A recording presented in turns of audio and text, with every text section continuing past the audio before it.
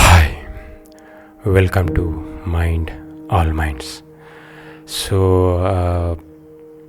ఇక్కడ ఏంటంటే what I mean to say is don't be like a sponge to take all the shit in your mind. అంటే ఇది నేనే frame చేసిన sentence అనుకోండి. ఎందుకంటే అంటే ఏంటంటే ఇప్పుడు మనము ఒక స్పాంజ్ లాగా ఉండొద్దు. స్పాంజ్ అంటే ఒక తెలుసు దూది అట్లాంటిది, మనం డస్టర్ అట్లా యూజ్ చేస్తాం కదా. సో అది ఏం చేస్తుంది అంటే, డస్టర్ ఏం చేస్తుంది, దాని మీద నువ్వు ఎన్ని డ్రాప్స్ వేసినా కూడా, లేకుంటే ఇంకేదైనా దుమ్ము వేసినా కూడా వెంటనే గ్రాస్ప్ చేసుకుంటుంది అనమాట అది. సో అట్లనే మన మైండ్ కూడా ఎంతసేపు కూడా ఒక స్పాంజ్ లాగుండి ఎవరేం చెప్తారో దాన్ని వెంటనే మైండ్లో తీసుకొని మనకంటూ ఒక ఐడెంటిటీ లేకుండా చేసుకోవద్దు అనేది నా అభిప్రాయం. అంటే ఇప్పుడు ఎట్లా ఉండాలంటే, అట్లని మనం ఎవరి సలహాలు తీసుకోకుండా, లేకుంటే ఎవరి సజెషన్స్ అట్లాంటివి తీసుకోకుండా అయితే మనం ఉండలేము ఇన్ఫ్యాక్ట్. ఎందుకంటే అనుభవం అనేది మనది కొంత ఉన్నప్పటికీ ఎదుటివారు చెప్తుంది వాళ్ళది మనము విని అవి అప్లై చేయడంలోనే ఉంటుంది. అయితే ఇక్కడ సలహాలు సూచనలు ఎంతవరకు వినాలి అనే దానికి కూడా ఒక లిమిట్ ఉంటుంది. ఇప్పుడు నువ్వు అదే పనిగా వాళ్ళ సజెషన్స్ వింటూ ఉన్నావు అనుకో, సో అందులో నువ్వు ఏది నిజానికి ఏది ఫైనల్ చేసుకోవాలి ఏది అనేది కూడా అదొక పెద్ద సమస్య. ఇంకా అసలు ఏది ఫైనల్ చేసుకోవాలనేది కూడా ఇంకొకరిని అడగాల్సి వస్తుంది, లేకపోతే వాళ్ళని అడగాలి ఇందులో ఏది నేను ఫైనల్ చేసుకోవాలని. సో ఇక్కడ ఏంటంటే మనం స్పాంజ్ లాగా ఏది పడితే అది గ్రాస్పింగ్ ఉందనుకోండి, అట్లాంటప్పుడు ఏమవుతుంది, ప్రతి వాళ్ళు చెప్పింది కూడా తీసుకొని దాన్ని డైలమాలో ఏది చేయాలి ఏది చేయొద్దు, మనకంటూ ఒక ఐడెంటిటీ ఉండదు. తీరా వాళ్ళు చెప్పింది వీళ్ళు చెప్పింది మనం చేసుకుంటూ పోయిన తర్వాత దానికి బ్యాడ్ రిజల్ట్ వచ్చిన తర్వాత మళ్ళీ దాని గురించి మళ్ళీ వాళ్ళతో డిస్కస్ చేయడం, లేకపోతే వేరే వాళ్ళని అడగడం, లేకపోతే వేరే వాళ్ళు చెప్పిన దానికి మళ్ళీ అట్లా చేసి మళ్ళీ ఒక ఫెయిల్యూర్ తెప్పించుకోవడము. సో ఇవన్నీ జరుగుతుంటాయి అన్నమాట. So what I mean to say is ఇప్పుడు ఒకరు చెప్పడంలో ఒకరు చెప్తుంటే వినడంలో తప్పు లేదు. సబ్కా సునో అప్నా కరో అంటారు కదా. సో అదొకటి ఉంటుంది అనమాట హిందీలో. అది చిన్నప్పటి నుంచి నాకు అట్లా తెలుసు అనమాట. సో నేను మామూలుగా ఇప్పుడు అందరిది వింటూ ఉంటాం కదా, విన్న తర్వాత ఏమవుతుందంటే అది మామూలుగా మనము కొన్ని వాళ్ళు చెప్పింది కొంచెం ప్రాక్టికల్గా చేయొచ్చు, అంటే వాళ్ళు చెప్పిన దాన్ని మనము ప్రాక్టీస్ చేస్తాం. బట్ ఎప్పుడైతే వాళ్ళు చెప్పిన సజెషన్స్ మనం తీసుకొని చేసినప్పుడు ఫెయిల్యూర్ అనేది వచ్చిందో, అట్లాంటప్పుడు అవి నెక్స్ట్ టైం మళ్ళీ వాళ్ళ సజెషన్స్ తీసుకోవడం మనం తగ్గించుకుంటూ పోవాలి. ఎందుకంటే అంటే ఇప్పుడు ఏమవుతుందంటే ప్రతిదీ కూడా వాళ్ళది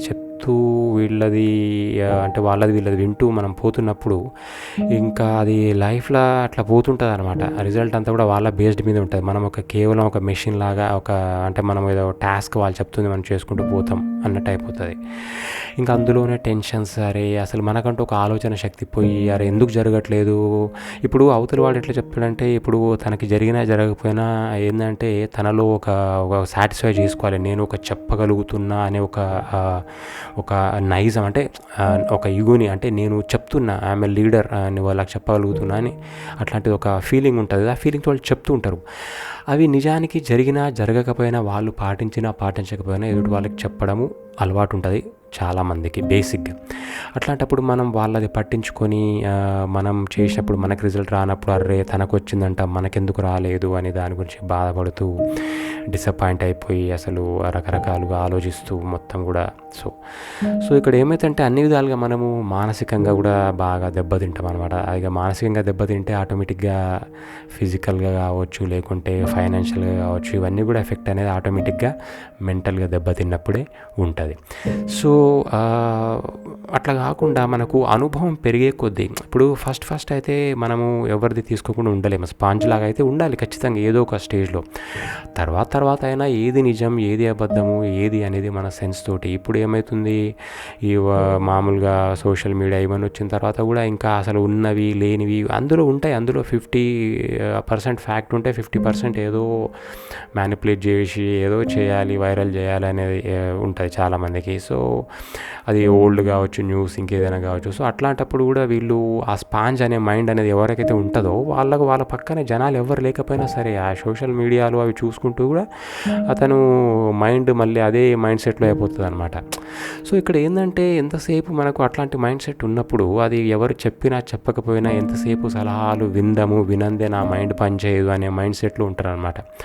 సో వాళ్ళ నిజానికైతే మార్చలేము. బట్ ఒకటి మన చుట్టూ వాళ్ళు, అంటే మనకు కావాల్సిన వాళ్ళు, మన ఇంట్లో పేరెంట్స్ కావచ్చు, లేకుంటే మన సిబ్లింగ్స్ కావచ్చు, మన క్లోజ్ ఫ్రెండ్స్ ఎవరైనా కావచ్చు, వాళ్ళు అట్లాంటి మైండ్ సెట్ ఉన్నప్పుడు, అంటే ఒక స్పాంజ్ లాగా వాళ్ళు ఏది పడితే అది తీసుకొని బాధపడుతున్నప్పుడు మనము వాళ్ళకు చెప్పగలగాలి, నువ్వు చేసింది, చూసింది, లేకపోతే విన్నది నీకు నిజంగా మంచి రిజల్ట్ వస్తేనేమో పాటించు, లేకుంటే ఎందుకు చెప్పు దాని గురించి అని చెప్పి వాళ్ళకు కొంచెం ఎడ్యుకేట్ చేసే ప్రయత్నం చేయగలగాలి. సో ఎంత చేసినా కూడా కొంతమంది ఏంటంటే అట్లా పోతుంటారు.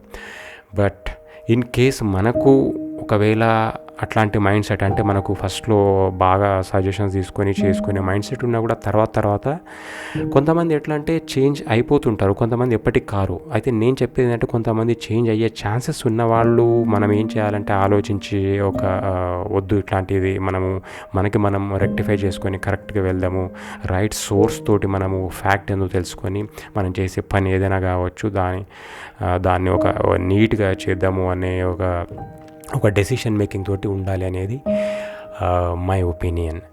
So and again, don't be like a sponge to take all shit in your mind. So thanks for listening. Thank you.